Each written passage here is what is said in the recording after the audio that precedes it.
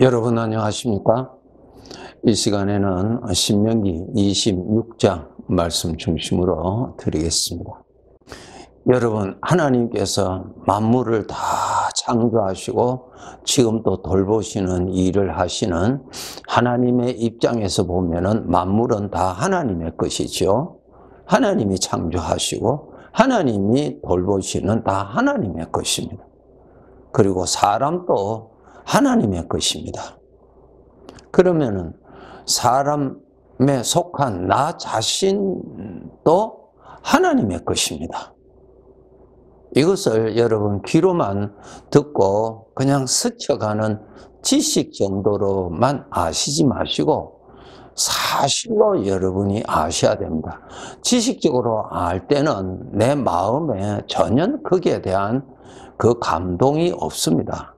그런데 그것이 실제적인 것임을 깨달을 때에 내 마음에 나의 주인 되시는 하나님에 관하여서 내 마음이 반응이 일어납니다. 그리고 날마다 돌봐주시는 그 사랑에 감사의 마음이 일어납니다. 우리 자녀들이 부모님의 그 수고, 그 베풀어 주신 그 은혜를 깨달을 때에 그 자녀로서의 마음에 그 반응이 일어나잖아요. 그와 같습니다. 그래서 우리 하나님의 백성들 지식적으로만 그렇게 인정하고 넘어가는 것이 아니라 이렇게 우리 하나님께서 나의 주인이시고 나를 돌보시는 나 자신이 그분의 것임을, 그분이 아끼시고 사랑하시는 자임을 우리가 깨닫고 수고하시는 하나님께 감사한 마음을 가지고 살아야 그것이 당연한 것입니다. 특별히 우리 사람들 가운데서 우리 하나님의 자녀들은 특별한 자입니다. 사람들은 그 죄의 영향으로 말미암아서 하나님을 부인하게 됩니다. 하나님을 알지를 못합니다. 그리고 하나님을 주인이라고도 하는 것에 대해서 전혀 관심이 없습니다. 더 나아가서 자기 자신이 자기의 주인으로 알고 내가 수고해서 내가 살고 있다라고 하는 그러한 거짓 사상에 사로잡혀서 삽니다. 이것이 죄로 말미암아 그렇게 된 것입니다. 그러한 가운데서 우리 하나님의 자녀들은 성령으로 거듭나서 성령의 도움으로 이제 하나님을 알게 되고 하나님이 주인인 것을 깨닫게 되고 하나님께서 나를 사랑하시는 것을 믿게 되고 그 하나님을 섬기게 되는 그러한 자로 우리가 거듭난 자인 것을 우리가 깨닫고 감사하며 살아야 됩니다. 오늘 말씀해 보시면은 하나님께서 이것을 훈련시키십니다. 너희가 이제 가나안 땅에 들어가서 정착하여서 살 것인데 그곳에서 너희가 수고하여서 농사하여 이제 추수 때에 그 열매를 거두어 드릴 때에 첫 것을 반드시 나에게로 가지고 와서 나에게 바치라고 그렇게 가르치십니다. 그렇게 가르치시는 하나님의 목적은 하나님이 주인이라는 것을 알고 인생을 살아라는 것입니다. 비록 사람들이 땅을 가꾸고 씨를 뿌리고 수고를 하는 수고는 하지만은 그것을 자라게 하고 열매를 맺게 하는 것은 하나님이 하시지 농부가 하는 것이 아니지요. 비를 내리시는 이도 하나님이시요 바람을 불게 하신 이도 하나님이시요 자라도록 온도를 맞추시는 이도 하나님이시요 열매가 익도록 하게 하시는 이도 하나님이시요 전부 하나님이 하시는 것입니다. 하나님이 수고하셔서 농부로서 거두어 드릴 수 있도록 해 주신 것입니다. 그래 하나님이 주인이라는 것입니다. 하나님이 다 가꾸시는 것을 사람이 거두어 드리는 일을 하는 것이죠. 자라게 하시고 있게 하는 것은 하나님이 하십니다. 사람이 어떻게 잘하게 할 수 있습니까? 할 수 없지요. 그것을 가르쳐 주십니다. 너희가 첫 곡식을 반드시 나에게로 가져오라. 그 말은 하나님의 것입니다. 하나님이 이렇게 하셨습니다. 하나님이 주인이십니다. 하나님이 가꾸셨습니다. 그리고 하나님께서 우리에게 먹을 것을 주셨습니다. 주인을 알아라고 하는 것입니다. 얼마나 중요해요. 반드시 주인을 알고 살아라. 주인의 수고를 깨닫고 감사하면서 살아라. 주인의 은혜 안에서 내가 살고 있다는 것을 알고 살아라. 그것을 가르쳐 주시는 것입니다. 주인. 그런데 인간은 이 죄의 영향을 받으면은 하나님 자리, 주인이라고 하는 하나님 자리에 나를 두고 내가 다 하는 것으로 그렇게 알고 있습니다. 이것은 죄가 주는 지식이에요. 여러분, 지식도요, 나를 구원하는, 살려주는 지식이 있고 나를 멸망케 하는, 죽이는 지식이 있어요. 죄에서 오는 지식은 나를 멸망케 하는 지식입니다. 네. 그래서 우리 하나님의 자녀들은 나를 죽이는 지식을 가지려고 하고 나를 죽이는 지식을 자랑하고 내가 나를 죽이는 지식을 가지고 이용하고 살려고 하지 마시고 우리를 살려주시는 생명의 지식을 가지도록 노력하셔야 돼요. 배우시고 가까이 하시고 하나님께 나와서 생명의 지식을 배우고 생명의 지식을 가지고 그 지식 안에서 살아야 되는 것입니다. 그렇게 사셔야 됩니다. 여러분, 하나님께서 주시는 것으로 우리가 살잖아요. 공기도 하나님의 것이죠. 물도 하나님의 것이죠. 땅에서 나오는 모든 식물이 하나님의 것이죠. 어떻게 사람의 것입니까? 그 땅은 누구의 것입니까? 하나님의 것이죠. 땅에 살고 있는 모든 짐승 주인이 누구예요? 하나님의 것이죠. 저 산속 깊이 살고 있는 그 모든 짐승들 주인은 누구세요? 하나님이시죠. 저 산골짜기에 자라고 있는 저 꽃들이, 저 풀들이, 저 나무들의 주인은 누구세요? 하나님이세요. 주인이 없는 것이 이 세상에 어디 있습니까? 다 주인이 있잖아요. 저 하늘에 있는 저 태양의 주인은 누구세요? 별들의 주인은 누구세요? 저 수많은 은하계의 주인은 누구세요? 사람입니까? 하나님이세요. 하나님. 내 눈에 보이는 이 모든 것이 다 하나님의 것입니다. 공중에 나는 새가 누구 것이라 그랬어요? 하나님의 것입니다. 들에 핀 백합화도 하나님의 것이라고. 그리고 말하고 움직이는 사람도 누구의 것입니까? 하나님의 것이에요. 하나님의 것. 우리 하나님의 백성들 정말 주인을 알고 살아야 됩니다. 나 자신의 주인을 알고 살아야 됩니다. 정말 그렇게 알아야 됩니다. 아, 나의 주인은 하나님이시다. 주인을 알아야 모든 삶의 초점은 주인에게 두고 살잖아요. 주인이 기뻐하시는 대로 주인 중심으로 살잖아요. 그런데 죄로 말미암아 전부 다 나 중심으로 생각하잖아요. 나 중심으로 판단하고 나 중심대로 내가 좋아하고 싫어하고 살잖아요. 이것이 바로 죄 때문에 타락한 것입니다. 죄병이에요. 죄가 그렇게 만든 것입니다. 죄가.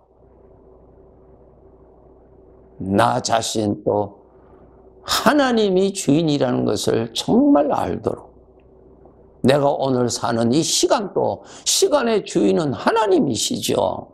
전부 하나님의 것으로 사는데 이 죄가 그 주인을 잊어버리게 만들고 주인의 관심을 가지지 않게 하고 그 주인이라고 하는 소리를 들을 때는 그것을 멸시하게 만들고 무시하게 만들고 부인하게 만드는 것이 죄입니다. 죄의 죄는 어디서부터 옵니까? 악한 영으로부터 오는 것입니다. 악한 영으로부터 오는 지식은 나를 멸망케 하는 지식이고, 우리 하나님으로부터 오는 지식은 나를 살리는 지식이에요. 여러분, 어떤 지식을 가지고 사실래요? 어떤 지식을 가지고 사는 것이 여러분 자신을 위한 것인지, 여러분을 살리는 지식인지, 여러분을 멸망케 하는 지식인지 구별하셔야 됩니다. 시편 104편 10절부터 말씀이 쭉 나옵니다. 이 자연을 보고 하나님께서 전부 일하시는 것을 고백했습니다. 여러분 한번 찾으셔서 시간 되시면 읽어보세요. 시편 104편 10절부터 기록이 되어 있습니다. 여호와께서 샘물 골짜기에서 솟아나게 하시고 하나님께서 물을 솟아나게 하지 그것은 자연적으로 일어난다. 천만의 말씀. 하나님을 빼버리고 자연이라는 말을 집어넣어 버리고 하나님을 무시하게 만든 것입니다. 속지 마세요.